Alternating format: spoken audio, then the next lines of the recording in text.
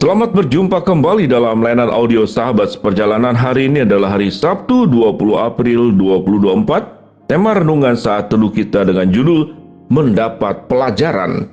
Mendapat pelajaran. Firman Tuhan terambil dalam Ayub pasal 12 ayat 7 sampai dengan ke-9.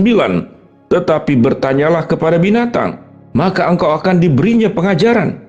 Kepada burung di udara, maka engkau akan diberinya keterangan. Atau bertuturlah kepada bumi, maka engkau akan diberinya pengajaran.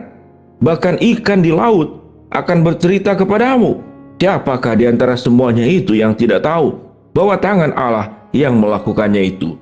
Mari kita berdoa.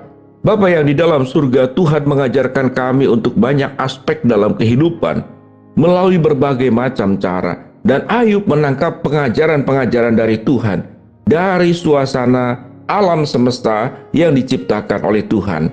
Kami ingin belajar tentang pelajaran yang dari Tuhan. Dalam nama Tuhan Yesus kami berdoa, amin. Shalom sahabat perjalanan yang dikasihi Tuhan, mendapat pelajaran. Ketika kita menyimak dua kalimat ini, mendapat pelajaran, maka yang terpikir oleh kita adalah anak-anak di sekolah yang mendapatkan pelajaran dari mulai kecil, bagaimana belajar menulis halus, bagaimana belajar menulis huruf besar dan huruf kecil, bagaimana belajar berhitung, bagaimana belajar kemudian masih anak-anak yang TK, playgroup, toddler, itu belajar mungkin kinestetik tubuh, bagaimana bisa berjalan di titian, bagaimana punya keberanian manjat tali, dan segala sesuatu. Itu adalah pelajaran. Jadi pelajaran itu adalah sesuatu yang kita harus dapatkan, yang harus kita lakukan, yang namanya belajar seumur hidup kita.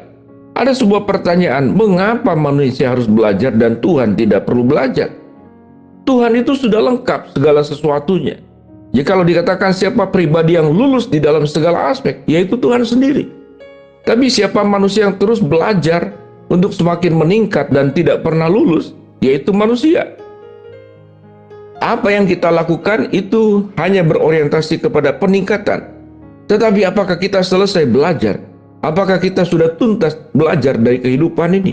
Tidak pernah akan tuntas, karena kesempurnaan hanyalah milik Tuhan, dan ketidaksempurnaan adalah bagian dari diri manusia yang berjuang melawan dosa, yang berjuang melawan kedagingan, agar kita hidup semakin meningkat, semakin hari semakin baik di hadapan Tuhan, semakin bertumbuh di hadapan Tuhan.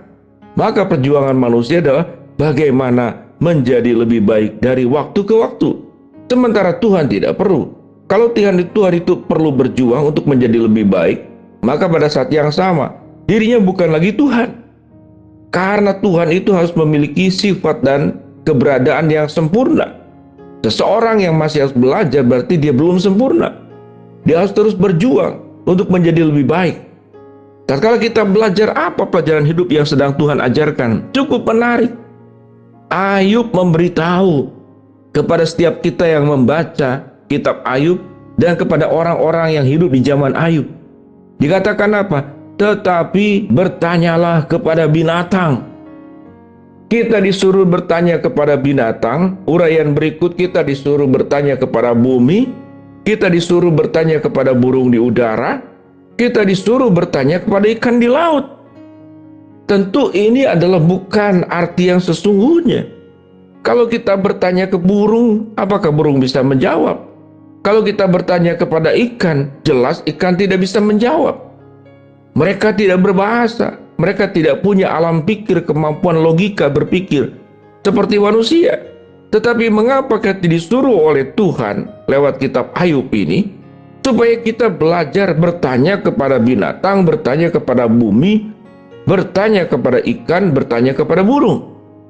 Kalau kita mengingat tentang kata burung, maka kita ingat apa yang dikatakan oleh Tuhan Yesus. Lihatlah burung-burung di udara yang dipelihara oleh Allah. Lihatlah bunga bakung yang di padang yang dipelihara oleh Allah. Maka di sini berbicara tentang pemeliharaan Tuhan yang maha sempurna. Lalu pertanyaannya, mengapa kita suruh belajar kepada burung dan bertanya kepada binatang? Kita mempercayai bahwa setiap makhluk ciptaan yang diciptakan Tuhan memiliki kelebihan, termasuk burung. Kalau kita belajar tentang burung adalah sifatnya selalu akan terbang dengan sayapnya, termasuk burung Raja Wali.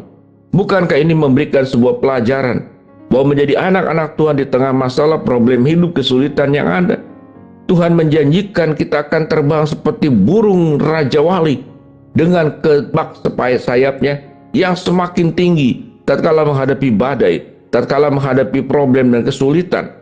Bukankah ini yang diajarkan juga oleh Tuhan, supaya kita belajar dari burung yang tidak pernah pesimis dan selalu meyakini hidup ia akan terus maju, hidup ia akan terus meningkat. Lalu firman Tuhan berkata, kita suruh belajar kepada bumi. Apa yang kita pelajari dari bumi? Kalau kita berbicara tentang bumi, maka bumi adalah tempat tinggal seluruh kehidupan yang ada di jagat raya ini. Adanya di bumi. Jadi bumi itu menampung kehidupan. Bumi juga menampung dan segala sesuatu menjadi pijakan buat kita hidup di dalamnya atau di atasnya. Lalu apa yang kita pelajari dari bumi? Yang kita pelajari dari bumi adalah kita memahami bagaimana bumi itu diciptakan oleh Allah. Bagaimana bumi itu melakukan tugasnya, berputar secara rutin. Bagaimana bumi pun unsur tanahnya akan menghasilkan tumbuh-tumbuhan. Unsur airnya memberikan kehidupan kepada manusia. Dan unsur apa yang ada di dalam tanahnya adalah tambang-tambang, harta benda, berbagai macam kekayaan. Bukankah itu kemudian diambil untuk menjadi sebuah berkat dan kemudian keperluan, kebutuhan dari manusia di seluruh dunia, dari dulu, sekarang, sampai yang akan datang. Jadi apa yang kita pelajari dari bumi? Yaitu kita belajar terus hidup mengerjakan bagian kita dengan sebaik-baiknya. Apapun problem yang ada, kesulitan yang ada, kita terus bekerja dengan kekuatan yang berasal dari Allah. Itu yang disebut kita belajar dari bumi. Lalu firman Tuhan berkata kita suruh belajar dari ikan yang ada di laut. Apa yang kita percayai, yang kita belajar dari ikan yang ada di laut?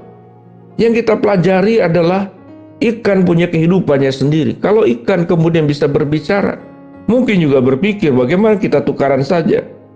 Saudara yang hidup di laut, saya yang hidup kemudian di darat. Artinya apa? Artinya setiap orang itu ada bagiannya masing-masing. Yang ikan tentu di laut, yang tidak punya insang, yang memang diciptakan bukan sebagai makhluk air. Kita akan hidup di darat seperti manusia dan binatang-binatang yang bukan masuk dalam kategori ikan. Pada bagian ini apa yang kita pelajari? Bahwa setiap orang itu punya hidupnya masing-masing. Setiap orang itu punya tempatnya masing-masing. Setiap orang itu punya panggilan Tuhannya masing-masing.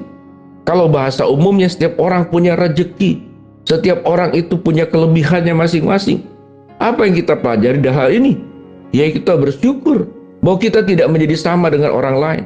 Dan setiap perbedaan itu punya keindahan yang memang Tuhan ciptakan, yang Tuhan berikan kepada setiap kita masing-masing.